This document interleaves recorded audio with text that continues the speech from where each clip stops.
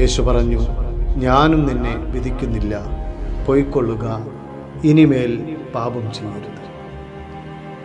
പ്രിയമുള്ളവരെ, മരണത്തിന് വിധിക്കപ്പെടാൻ കല്ലുകളുമായി തൻ്റെ പിന്നാലെ കൂടിയ ജനത്തിൻ്റെ മുൻപിൽ ഈശോയുടെ സാന്നിധ്യത്തിൽ അവൾ നിലത്ത് കമിഴ്ന്നു കിടക്കുകയാണ്. അരികിലിരിക്കുന്ന ഈശോ നിലത്ത് എഴുതിക്കൊണ്ടിരിക്കുന്നു. മൗനിയായി ഒന്നും സംസാരിക്കാതെ അവിടുന്ന് നിലത്ത് എന്തോ എഴുതിക്കൊണ്ടിരിക്കുന്നു. പ്രിയമുള്ളവരെ, ഈശോ നൽകുന്ന പാഠം എന്താണ്? നമ്മൾ ഈ നോമ്പിൻ്റെ കാലഘട്ടത്തിലൂടെ കടന്നു പോകുമ്പോൾ അവിടുന്ന് വലിയൊരു പ്രതിസന്ധിക്ക് മുൻപിൽ ഒരു മകളുടെ ജീവന് വില പറയുന്ന സമയങ്ങളിൽ നിശബ്ദനായിരിക്കുകയാണ്.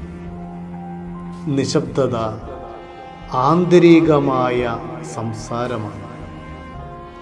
ദൈവത്തിൻ്റെ സ്വരം കേൾക്കാനുള്ള നിമിഷങ്ങളാണ്.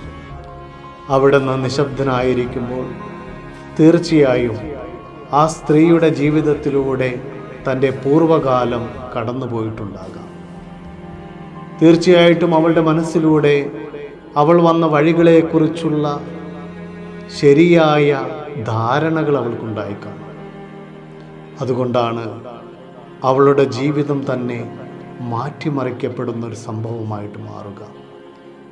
അവൾ യേശുവിനെ അറിയാതെ അനുഗമിക്കുകയും കുരിശോളം അവൾ അവനെ പിന്തുടരുകയും ചെയ്യുകയാണ്. പ്രിയമുള്ളവരെ, ഒന്ന് ശാന്തമാകുമ്പോൾ, ഒന്ന് നിശബ്ദമാകുമ്പോൾ അവിടുന്ന് നമ്മുടെ ഹൃദയങ്ങളിൽ മന്ത്രിക്കും.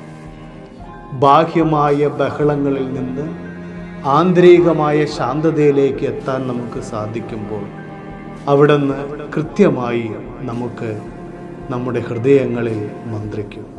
അതിനാൽ ഈ നോമ്പ് കാലഘട്ടത്തിലൂടെ കടന്നു പോകുമ്പോൾ അല്പസമയം നിശബ്ദമായിരിക്കാൻ, ബാഹ്യലോകത്തിൻ്റെ ബഹളങ്ങൾക്കുള്ള സാധ്യതകളിൽ നിന്ന് അല്പമൊന്ന് മാറി നിന്ന് ഈശോയുടെ അടുത്തിരുന്ന് എൻ്റെ തന്നെ ഹൃദയത്തിൻ്റെ ആഴത്തിലേക്ക് കടന്നു ചെല്ലാൻ സാധിക്കുമ്പോൾ നമ്മുടെ ജീവിതങ്ങൾ ശരിയായ വെളിച്ചം ലഭിക്കും.